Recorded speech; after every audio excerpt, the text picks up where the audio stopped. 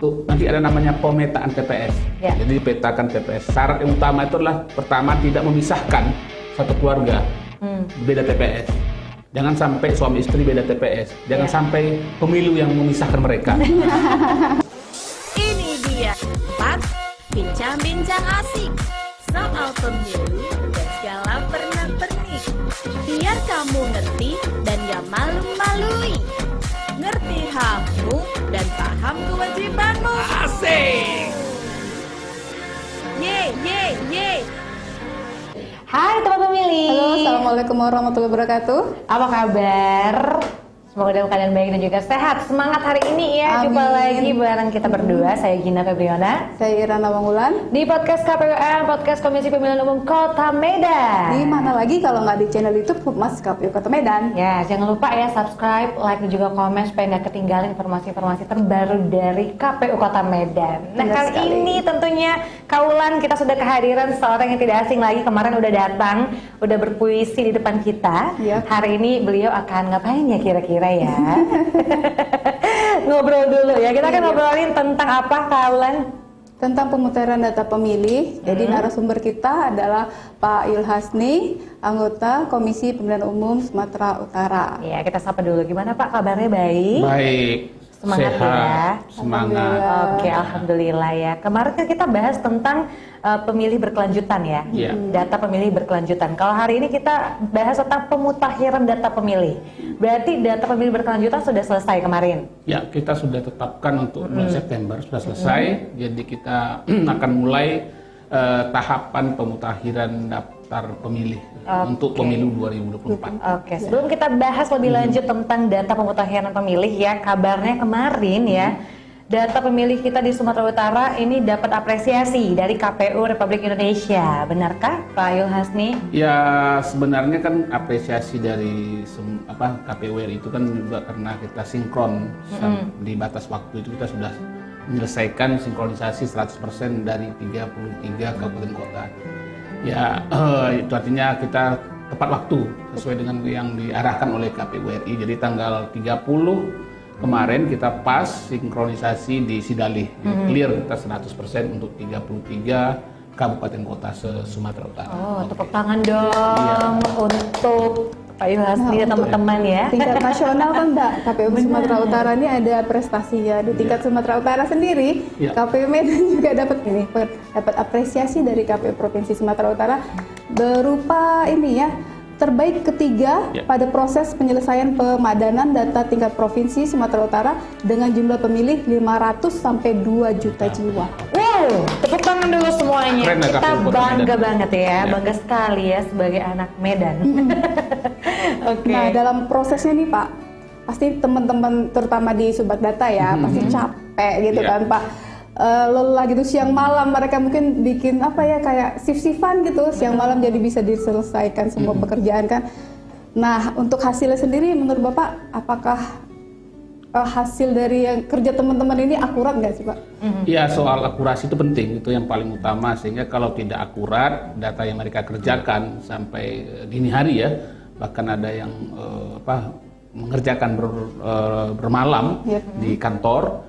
Kemarin juga di KPU Sumatera Utara kita panggil kabupaten kota itu untuk menyelesaikannya, memang harus akurat karena itu memang prinsip dari pemutakhiran itu memang harus ada akurat. Ya. Jadi akurasi itu penting gitu, sehingga kemudian data yang mereka buat, mereka kemudian sinkronkan ke sistem daftar pemilih kita atau Sidalih, aplikasi yang dibuat oleh KPU RI, itu sudah mencapai 100%, sehingga itu penting. Jadi kerja teman-teman memang harus kita apresiasi ya, artinya mereka kerja serius, mereka menyelesaikan itu tuntas sampai batas waktu yang ditentukan. Ya, kalau pasca itu kemudian sejumlah operatornya ada yang flu, ada yang yang barangkali sakit itu, ya memang ada faktanya itu.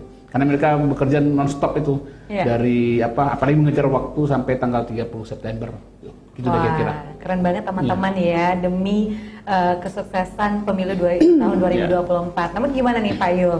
Dibandingkan dengan tahun-tahun sebelumnya, apakah ada peningkatan ataupun penurunan jumlah data pemilih? Ya kan kita kan belum menetapkan daftar pemilih kita. Nah, tetapi kan dari proses pemutakhiran daftar pemilih berkelanjutan itu datanya kan selalu bergerak. ada data yang meninggal di bulan sebelumnya mungkin angkanya 100 orang, ini menurun jadi 90. Di bulan berikutnya juga bakal naik gitu kan. Jadi proses seperti itu kan, yang meninggal itu selalu angkanya cukup tinggi. Untuk total untuk di Sumatera Utara sekitar data meninggal kita sekitar 40.000. Itu data yang meninggal yang kita tetapkan kemarin di bulan September. Belum lagi data yang pindah domisili, kemudian yang tidak memenuhi syarat dan sebagainya. Ya itu memang data itu selalu berubah-ubah karena memang proses namanya dimutakhir kan. Ya sesuatu yang dimutakhirkan pasti ada perubahan gitu. Itu memang bukan dampak ya, itu memang hasil dari proses kerja teman-teman data. Berapa sih Pak jumlah data pemilih terakhir yang kita tetapkan? Kita total itu 9,7 juta.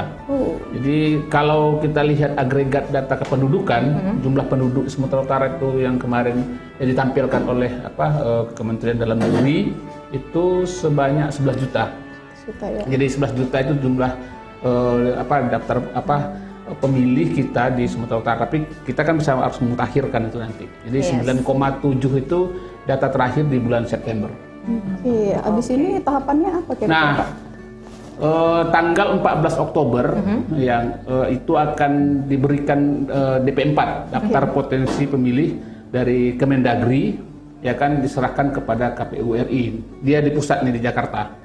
Nanti data itu kemudian diolah oleh KPU RI, disinkronkan itu dengan DPP kita terakhir. Nah, jadi mana yang sudah selesai dikerjakan oleh KPU kemudian disinkronkan dengan DP4, kemudian diturunkanlah ke kabupaten kota. Selanjutnya nanti akan ada proses coklit. Mungkin pernah Kak datangi rumah-rumah orang nanya gitu. Itu namanya petugas kita Pantarlih.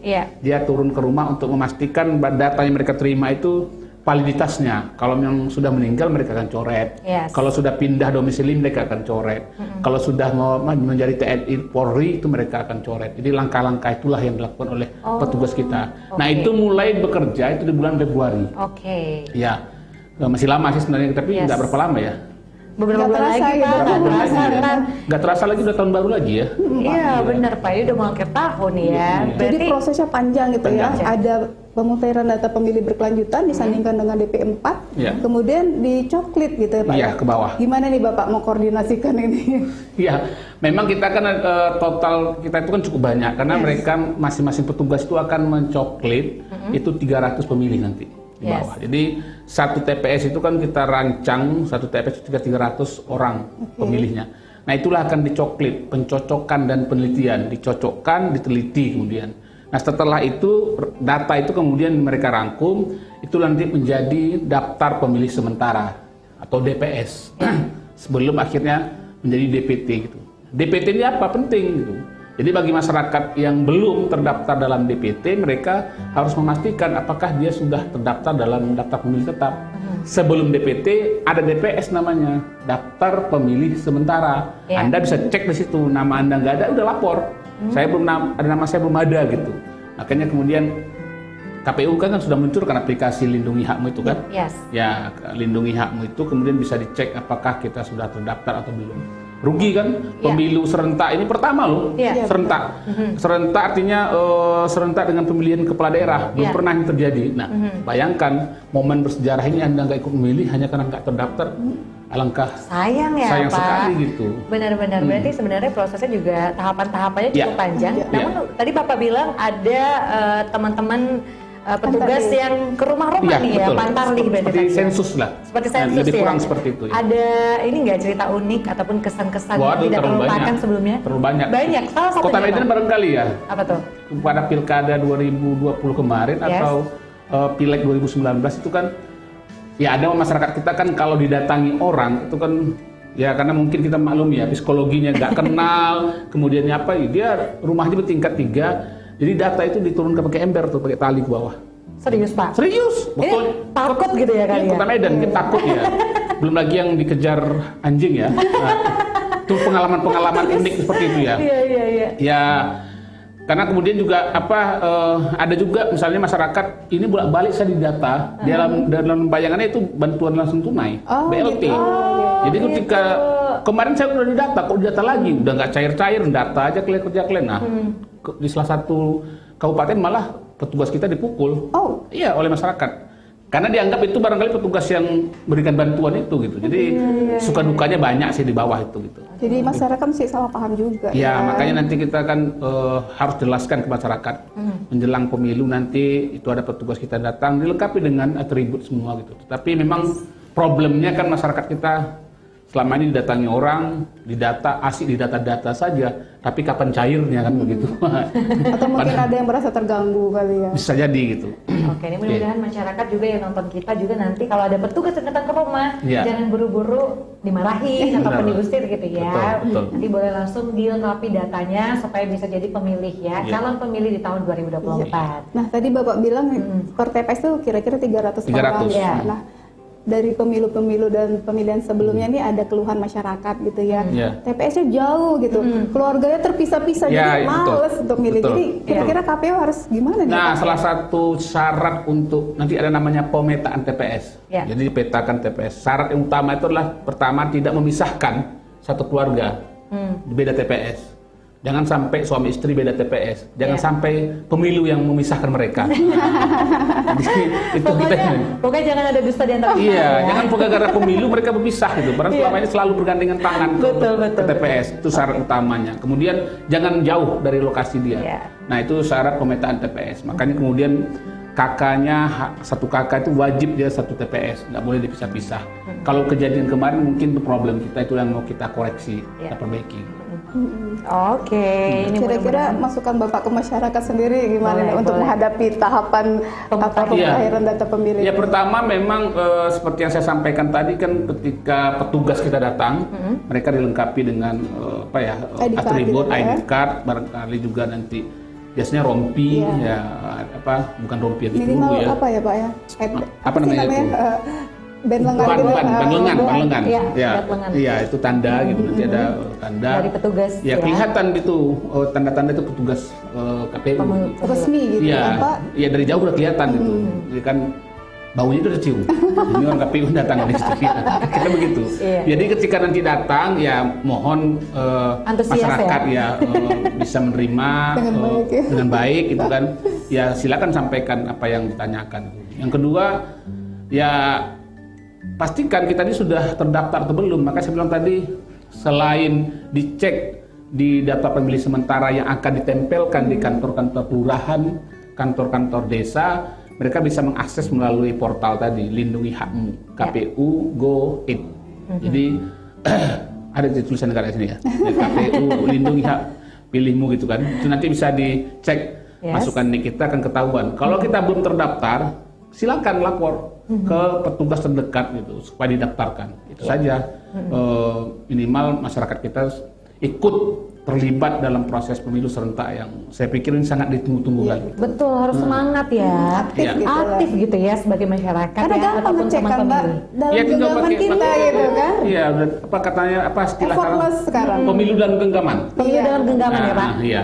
Artinya kan bukan kita saling menggenggam sih, tapi pemilu dalam genggaman gitu. Jadi kita Yes. saling di sini bisa kita lihat. Aksesnya gampang ya langsung. Pak ya. Sudah Oke. dipermudah oleh KPU Oleh dengan mudah. segala macam aplikasi yang ada Oke. gitu kan Pak. Betul. Nah Pak Yul Hasni kan sebagai koordinator divisi data Sumatera Utara. Iya. Saya yakin apa sih Pak Yul dengan kualitas data pemilih kita nanti?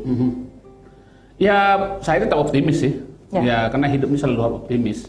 Ya kan, meskipun nanti memang data ini selalu jadi persoalan di akhir. Ya.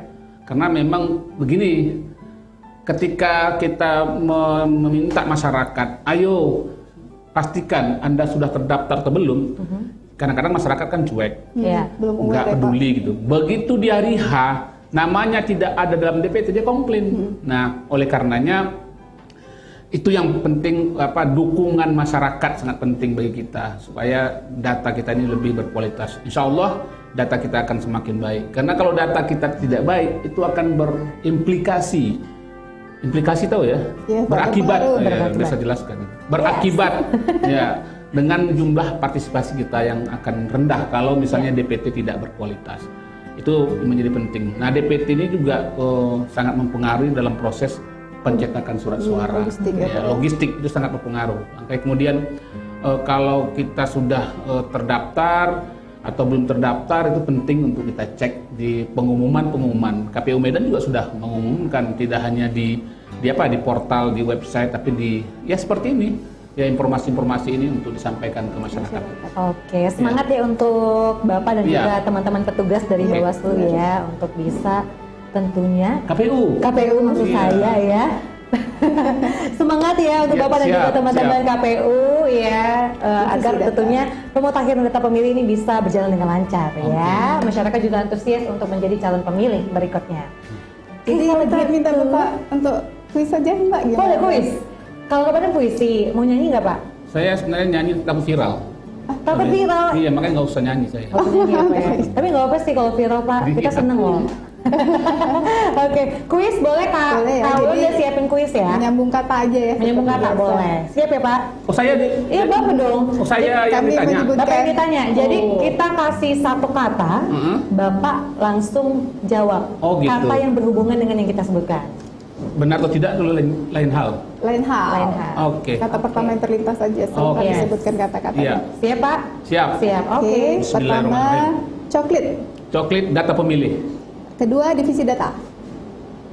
KPU Oke, ketiga KPU Kota Medan. is the best.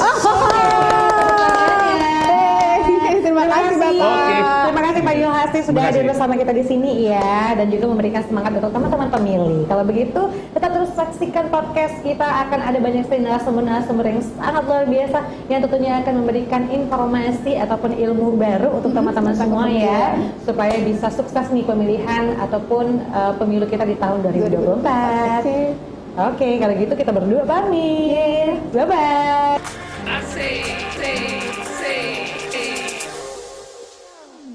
Ini podcast KPU bukan kaleng-kaleng. Mau tanya apa saja, boleh. Jangan lupa subscribe, nanti rugi sendiri.